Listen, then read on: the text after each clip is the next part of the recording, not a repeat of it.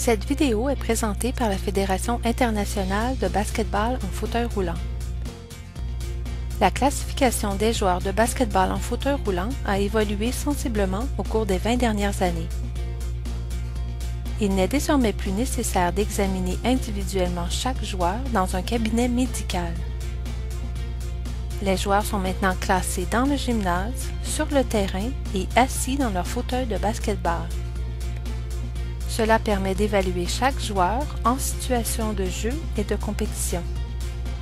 Les joueurs de basket-ball en fauteuil roulant montrent une variété de mouvements du tronc et des membres supérieurs quand ils poussent leur fauteuil, quand ils dribblent, passent, tirent, quand ils vont au rebond, et ce en raison de leurs différences de fonction musculaire. C'est l'observation de la capacité fonctionnelle de chaque joueur d'effectuer ces tâches qui constitue la base pour la classification fonctionnelle.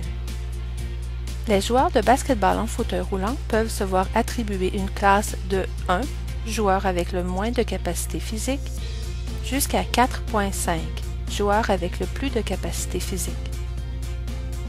Ces points sont additionnés pendant le jeu afin d'assurer qu'une équipe ne dépasse pas un nombre prédéterminé de points sur le terrain à un moment donné.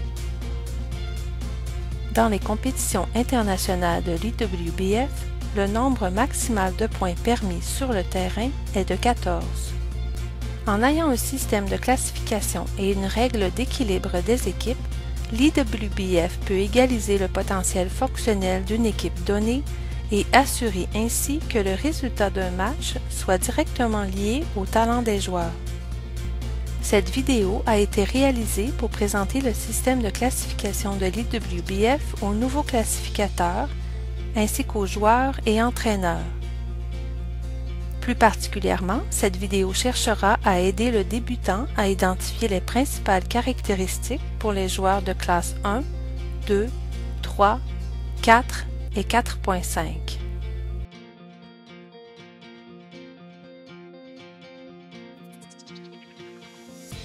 Un élément clé de la classification du basket-ball en fauteuil roulant est l'observation et l'évaluation du volume d'action de chaque joueur.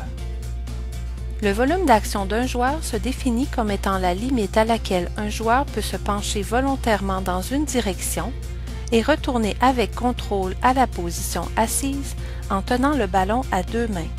Chaque classe a un volume d'action maximal clairement défini que le joueur peut montrer.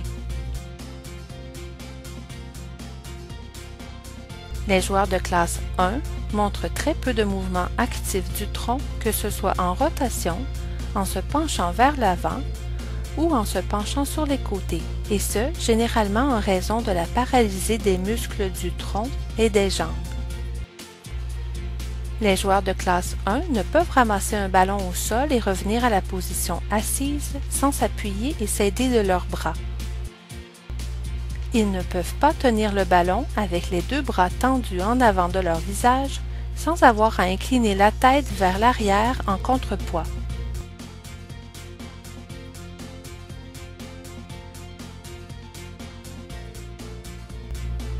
Ils montrent très peu de capacité pour effectuer une rotation du tronc d'un côté ou de l'autre.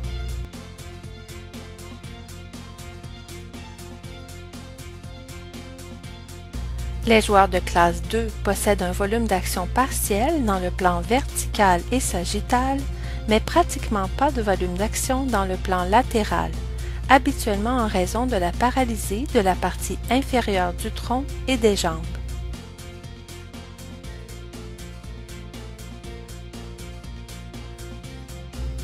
Ils peuvent tenir le ballon avec les deux bras tendus en avant de leur visage sans avoir à incliner la tête vers l'arrière. Ils sont également capables d'effectuer une rotation partielle du tronc. Ils ne sont pas tout à fait en mesure de ramasser un ballon au sol et retourner à la position assise sans s'appuyer et s'aider de leurs bras, sauf si assis avec les genoux sensiblement plus élevés que les hanches.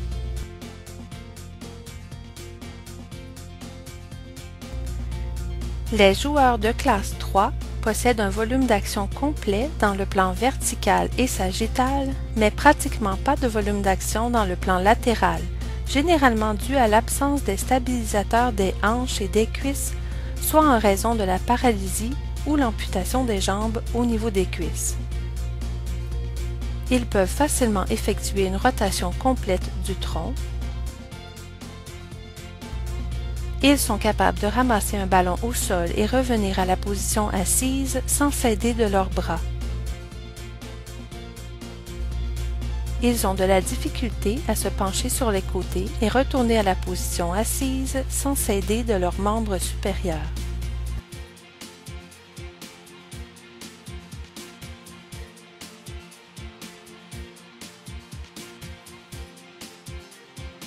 Les joueurs de classe 4 possèdent un volume d'action presque complet. Ils peuvent se pencher dans toutes les directions sauf une. Généralement en raison du déficit de l'un des membres inférieurs, le joueur a de la difficulté à effectuer des mouvements contrôlés d'un côté. Les joueurs de classe 4 peuvent facilement effectuer une rotation complète du tronc. Ils sont capables de ramasser un ballon au sol avec les deux mains et revenir à la position assise sans s'aider de leurs membres supérieurs. Ils ont de la difficulté à se pencher d'un côté et retourner à la position assise sans l'aide de leurs membres supérieurs. Les joueurs de classe 4.5 possèdent un volume d'action complet dans tous les plans, sans faiblesse significative dans une direction ou dans l'autre.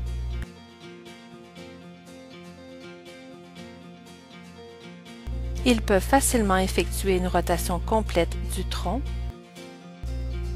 Ils sont capables de se pencher en avant ainsi que de chaque côté et revenir à la position assise sans s'aider de leurs membres supérieurs.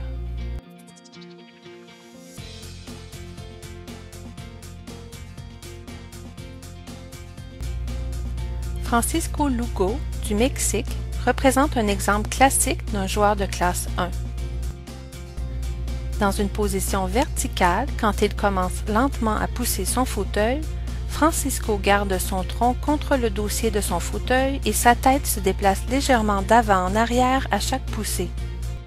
Lorsque Francisco pousse son fauteuil plus vite, il pose son tronc sur ses genoux surélevés et il doit utiliser ses bras pour revenir à la position verticale une fois qu'il a fini de pousser.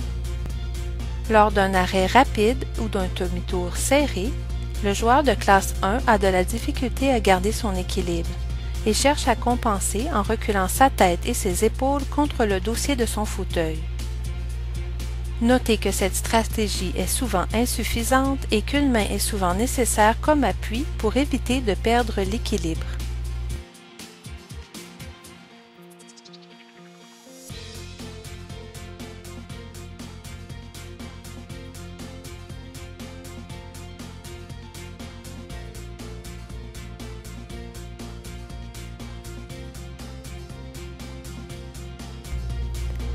Les joueurs de classe 1 dribblent habituellement sur le côté de leur chaise et près du tronc, avec effort pour maintenir l'équilibre en dribblant et en poussant en même temps. Certains joueurs peuvent dribbler en avant de leurs genoux alors qu'ils reposent le bas de leur tronc sur leurs genoux surélevés. Dribbler est difficile à exécuter pour un joueur de classe 1, en particulier lorsque combiné à la poussée du fauteuil en raison du manque de stabilité de la partie supérieure de leur tronc.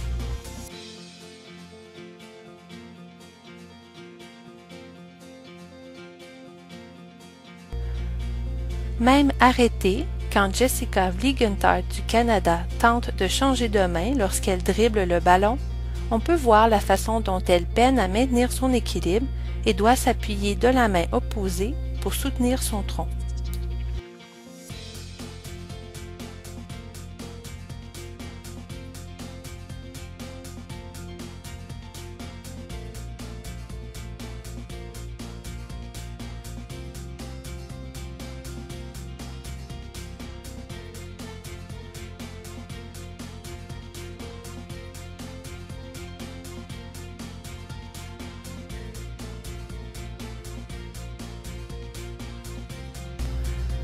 En effectuant une passe, le joueur de classe 1 garde son tronc contre le dossier de son fauteuil et il utilise sa main opposée pour garder l'équilibre. Le manque de rotation du tronc limite sa capacité à passer le ballon avec force. Lors d'une passe à deux mains, le joueur de classe 1 doit garder son tronc en contact avec le dossier ou encore s'appuyer sur ses genoux surélevés. Ici encore, le manque de contrôle du haut du tronc limite sa capacité à passer le ballon avec force.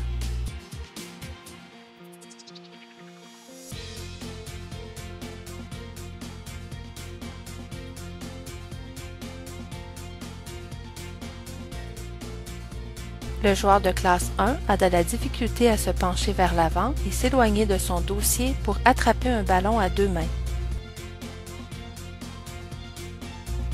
Il n'arrive pas à effectuer une rotation du tronc pour attraper le ballon sans stabiliser son tronc à l'aide d'une main.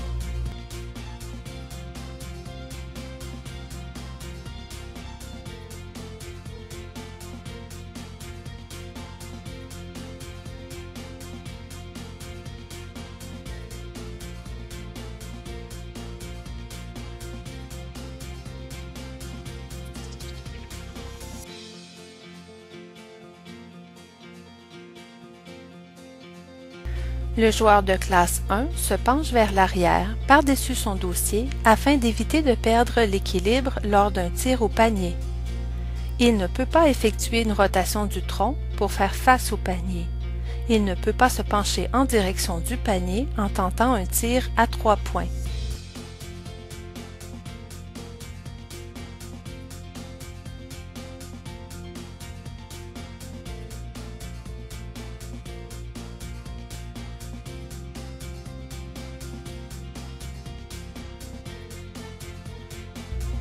Le joueur de classe 1 essaie habituellement de saisir un rebond d'une seule main, l'autre étant utilisé pour tenter de garder son équilibre.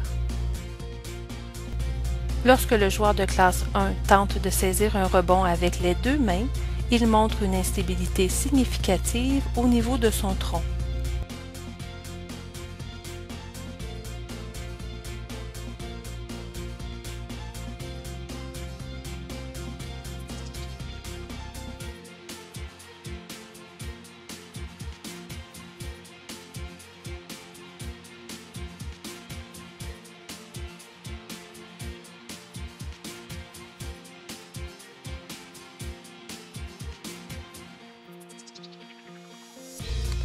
Les joueurs de classe 1 se trouvent dans une position très instable à chaque fois qu'ils ont les deux mains loin de leur roue.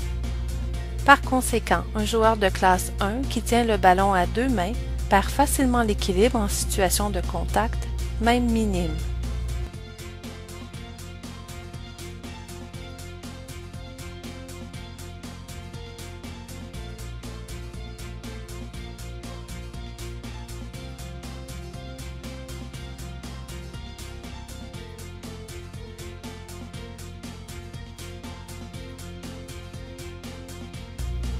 Les joueurs de classe 2 ont davantage de stabilité au niveau de leur tronc lors des démarrages, de la poussée et de l'arrêt de leur fauteuil roulant que les joueurs de classe 1.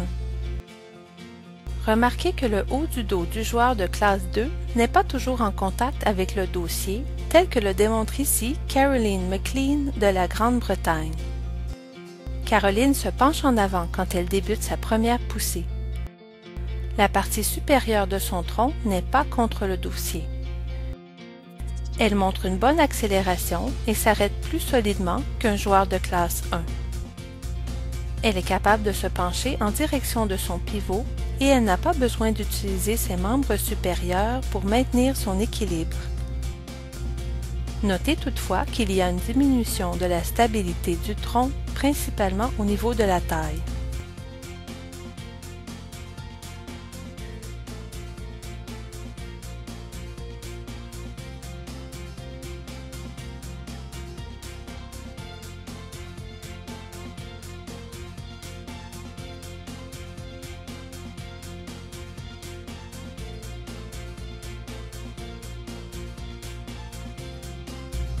Les joueurs de classe 2 dribblent habituellement au niveau des petits trous avant, près de leur fauteuil roulant.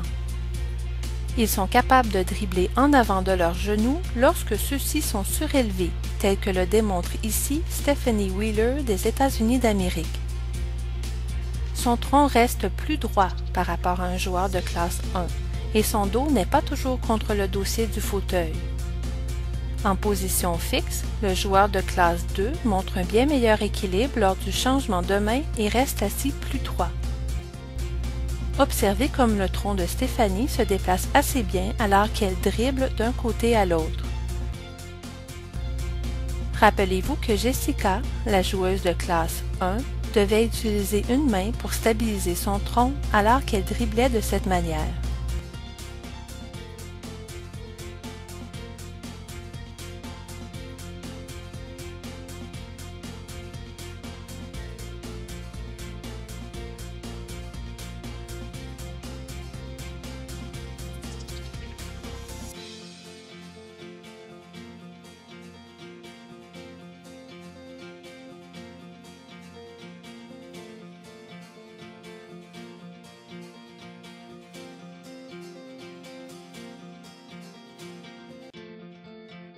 Les joueurs de classe 2 peuvent effectuer une rotation partielle de leur tronc alors qu'ils exécutent une passe.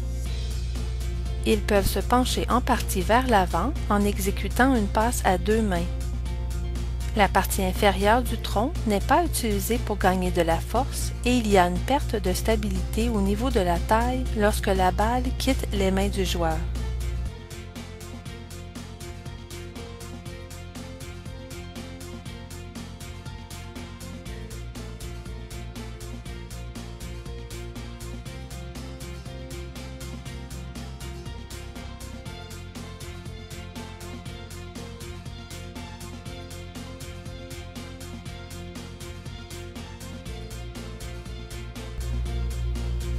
Les joueurs de classe 2 ont suffisamment de stabilité pour attraper un ballon sans perdre l'équilibre lorsqu'ils sont assis droits.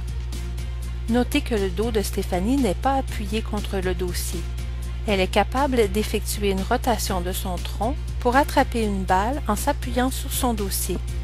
Notez toutefois que Stéphanie a quelques problèmes d'équilibre quand elle tente d'attraper à deux mains un ballon sur les côtés.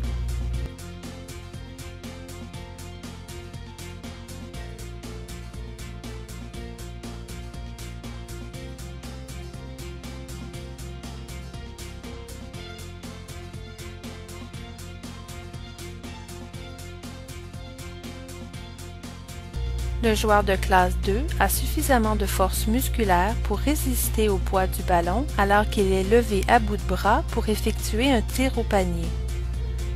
Vous pouvez voir ici que Frédéric Guyot de la France n'a pas besoin d'appuyer son dos sur son dossier lorsqu'il effectue son tir. Effectuer une rotation du haut de son tronc en direction du panier lorsque le bas de son dos est appuyé contre son dossier. Lorsqu'ils exécutent un lay-up, les joueurs de classe 2 peuvent se pencher partiellement en direction du panier. Toutefois, il en résulte une perte de stabilité légère à modérée au niveau de la taille lors de l'extension du bras et relâchement du ballon.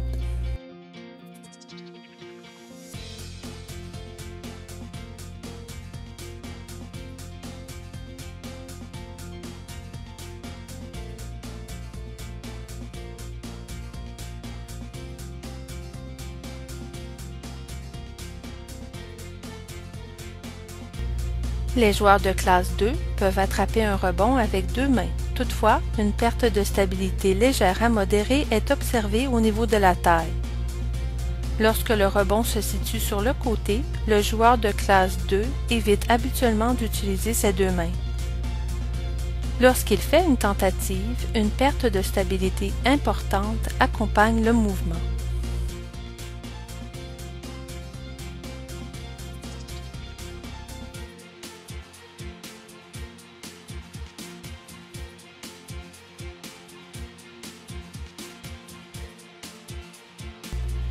Le joueur de classe 2 ne peut garder l'équilibre lorsque son fauteuil entre en contact avec un autre fauteuil, surtout alors qu'il tire au panier ou exécute un rebond.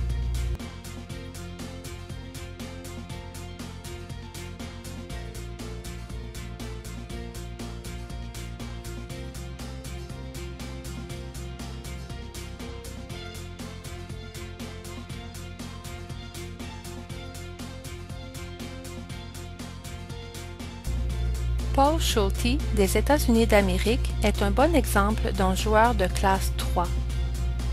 Typique de la classe 3, Paul est capable de pousser son fauteuil roulant avec force sans perte de stabilité. La tête, les épaules et le tronc se déplacent d'avant en arrière en bloc en direction de la poussée. Il n'y a pas de perte de stabilité dans le mouvement. Remarquez que Paul se penche vers l'avant et suit le mouvement avec son tronc davantage qu'un joueur de classe 1 ou 2. Il est rapide et puissant et maintient un bon équilibre lors de l'arrêt et du pivot.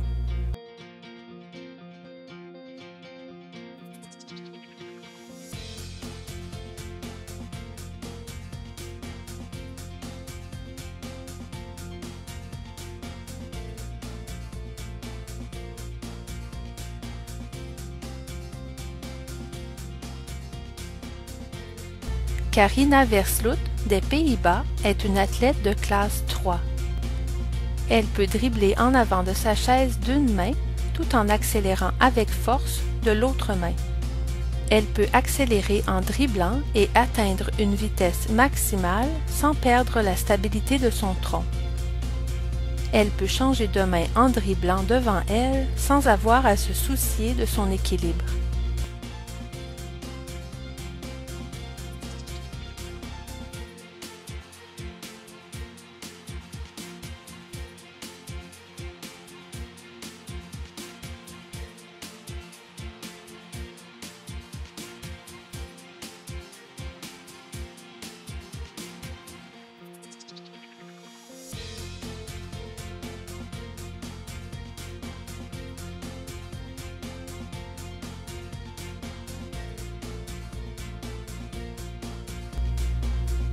Les joueurs de classe 3 peuvent effectuer des passes sans avoir à se fier à leur fauteuil pour garder leur équilibre.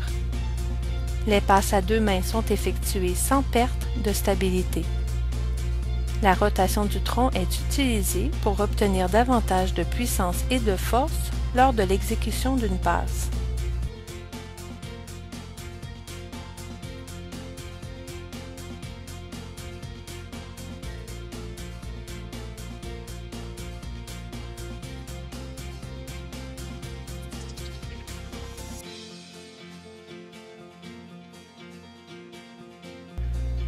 Les joueurs de classe 3 peuvent se pencher loin devant pour attraper la balle.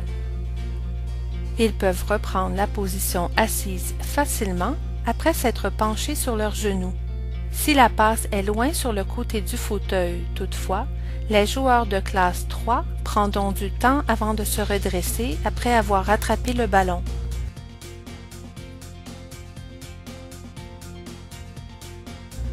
Souvent, la réception de telle passe s'exécutera d'une main, tandis que l'autre restera sur la roue opposée pour plus de stabilité.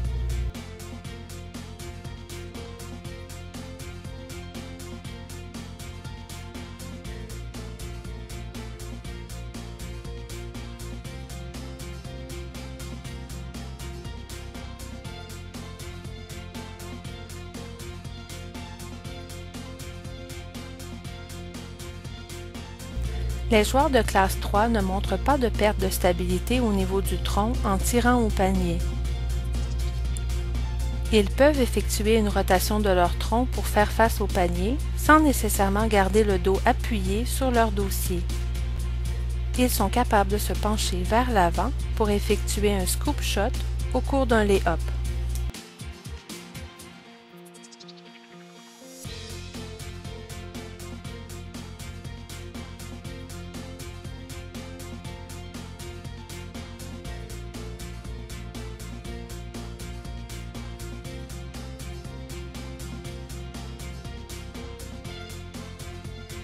Les joueurs de classe 3 sont généralement à l'aise d'aller au rebond avec leurs deux mains au-dessus de leur tête.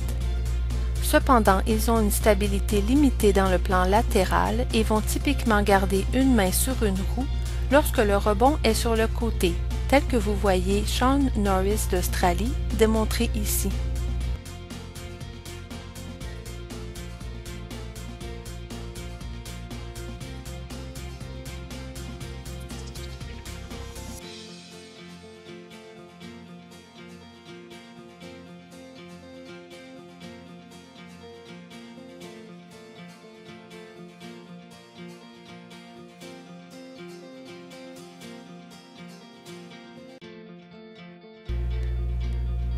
Contrairement aux athlètes de classe 1 et 2, les athlètes de classe 3 ne perdent pas aussi facilement l'équilibre suite à un contact alors qu'ils ont les deux mains sur le ballon.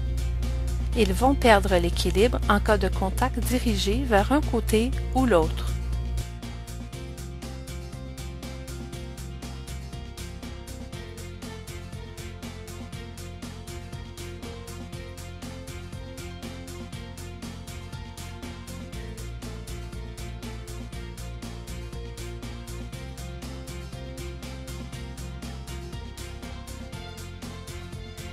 Les joueurs de classe 3 peuvent s'incliner sur une roue lorsqu'ils gardent au moins une main sur une roue.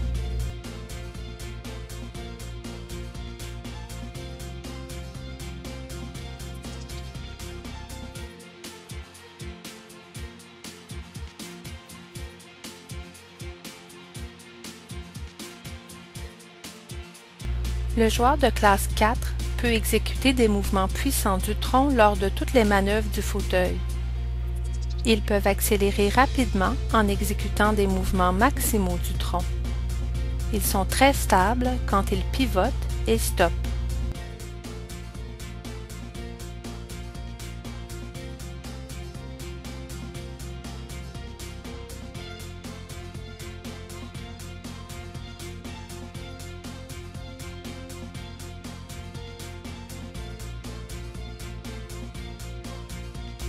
Les joueurs de classe 4 sont capables de dribbler bien en avant de leurs genoux tout en poussant le fauteuil avec l'autre main. Ils peuvent se déplacer rapidement et changer de direction sans perte de stabilité du tronc.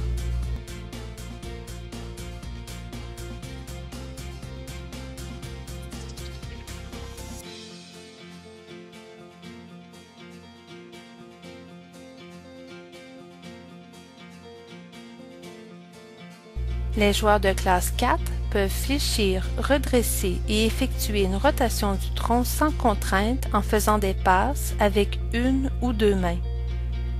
Ils montrent un bon équilibre lorsqu'ils se penchent vers l'avant et sur au moins un côté en passant la balle. Ils ont de la difficulté à se pencher pleinement de leur côté faible pour passer le ballon.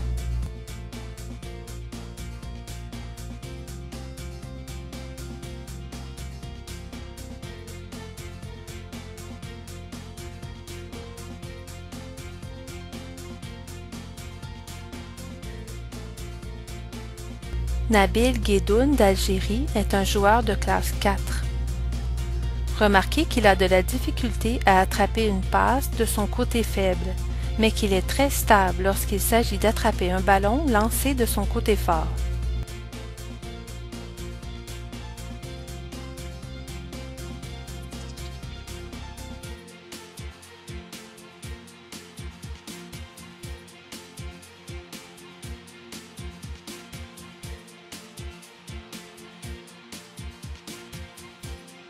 Les joueurs de classe 4 sont en mesure de se pencher en avant et sur au moins un côté lors d'un tir au panier.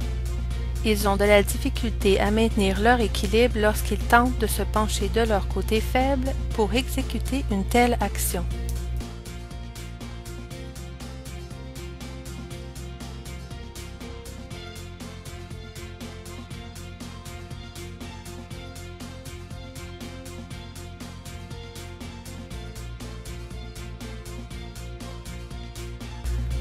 Les joueurs de classe 4 sont à l'aise pour attraper un rebond avec deux mains.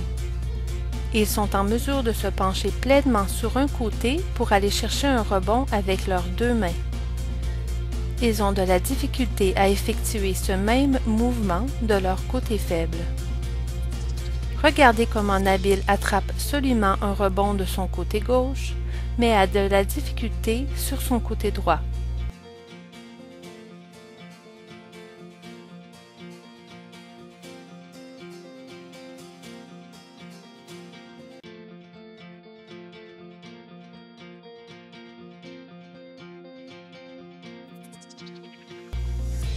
Les joueurs de classe 4 ne sont guère affectés par les contacts avec leur fauteuil quand ils ont les deux mains sur le ballon, à moins que le contact ne se produise en direction de leur côté faible.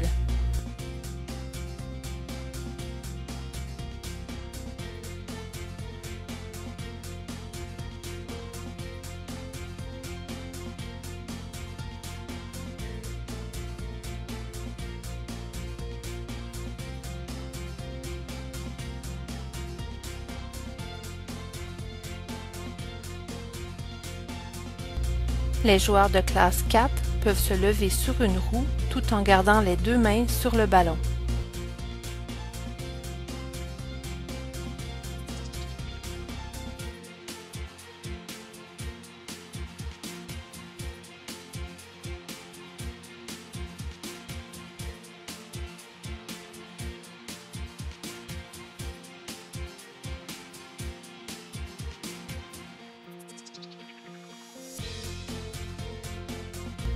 Semblables aux joueurs de classe 4, les joueurs de classe 4.5 peuvent exécuter des mouvements puissants du tronc lors de toutes les manœuvres du fauteuil.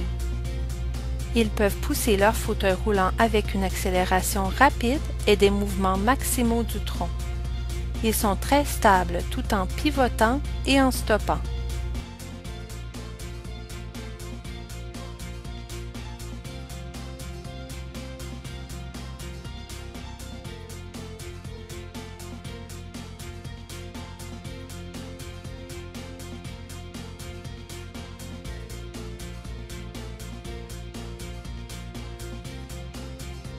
Les joueurs de classe 4.5 sont capables de dribbler bien en avant de leurs genoux tout en poussant avec l'autre main. Ils peuvent se déplacer rapidement et changer de direction sans perte de stabilité du tronc.